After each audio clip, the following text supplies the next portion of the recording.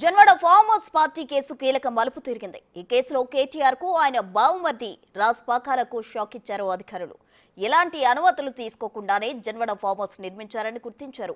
ఇక నిర్మాణానికి ఎలాంటి అనుమతులు తీసుకోలేదని తేల్చి చెప్పారు. ఫామ్ హౌస్ లో అనుమతులు లేకుండా పార్టీ నిర్వహించడంపై ఇప్పటికే ఒక పక్క దర్యాప్తు కొనసాగుతుంటే ఇప్పుడు ఏకంగా ఫామ్ హౌస్ పూర్తిగా అక్రమ కట్టడమని ట్విస్ట్ ఇచ్చారు. దీంతో రాజ్ పాకాలతో పాటు కేటీఆర్ కూడా చిక్కుల్లో పడినట్లయింది.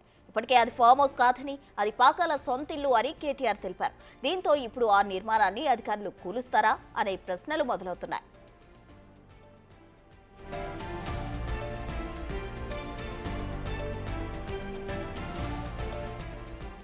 ఇటీవలే అక్కడ రేవ్ పార్టీ నిర్వహించారు పాకాల రాజు. ఆ పార్టీపై అందిన ఫిర్యాదుతో పోలీసులు రైడ్ చేసి డ్రగ్ టెస్ట్ చేస్తే కేటీఆర్ దోస్త్ మద్దూరి విజయ్ కొకైన్ సేవించినట్లు తేలింది. దీనిపై దర్యాప్తు కొనసాగుతోంది.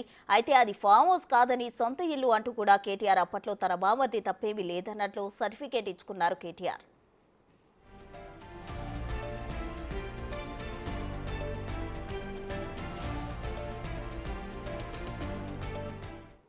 ఫామ్ హౌస్ అంటారు, అది ఫామ్ హౌస్ కాదు, అది నా బావమరిది రాజ్ పాకాల ఉండే ఇల్లు. ఆయన మొత్తం ఇక్కడ ఒక హైదరాబాద్లో ఒక గేటెడ్ కమ్యూనిటీలో ఉంటుండే. ఆడ ఇల్లు ఖాళీ చేసి దాదాపు 10-15 రోజుల కిందటనే పూర్తి స్థాయి ఇల్లు తనది ఇవాళ జన్వాడలోని రిజర్వ్ కాలనీ అని అక్కడ ఇల్లు కట్టుకున్నాడు. ఆ ఇళ్లలోకి పోయిండు. ఇళ్లలోకి పోయినప్పుడు పిలవలేకపోయిండు అందరిని, బంధువులను కానీ మిత్రులను కానీ. వాళ్ళందరినీ ఇట్లా దసరా దీపావళి సందర్భంగా పిలుచుకున్నాడు. ఇళ్లలోకి పోయిన దావత్, అది ఇళ్లలోకి పోయిన ఫ్యామిలీ ఫంక్షన్. అయితే అక్కడ మాత్రం బిల్డింగ్స్ కట్టడానికి ఎలాంటి అనుమతులు తీసుకోలేదంటూ బిగ్ టీవీకి సమాచారం ఇచ్చారు పంచాయతీ కార్యదర్శి. అంతేకాదు జూలై 7, 2022, జనవరి 30, 2023, ఫిబ్రవరి 8, 2023న మొత్తం 3 సార్లు అక్కడ బిల్డింగ్స్ అక్రమంగా కడుతున్నట్లు నోటీసులు ఇచ్చారు. కానీ ఆ నోటీసులకు పాకాల రాజు నుంచి ఎలాంటి సమాధానం రాలేదు.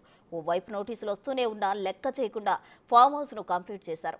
అక్కడ పార్టీలు కూడా చేసుకుంటున్నారు. ఆ ఫామ్ హౌస్ కట్టే సమయానికి నోటీసులు ఇచ్చిన సమయాల్లోనూ రాష్ట్రంలో అధికారంలో బీఆర్ఎస్ పార్టీనే ఉంది. అధికారం తమ చేతుల్లోనే ఉంది కాబట్టి తాము ఏం చేసినా చెల్లుబాటు అవుతుందనే ఉద్దేశంతో పాకాల ఫామ్ హౌస్ నిర్మించుకున్నట్లు తెలుస్తోంది. దీంతో ఇప్పుడు ఫామ్ హౌస్ ను అధికారులు ఏం చేస్తారనేది ప్రశ్నార్థకంగా మారింది.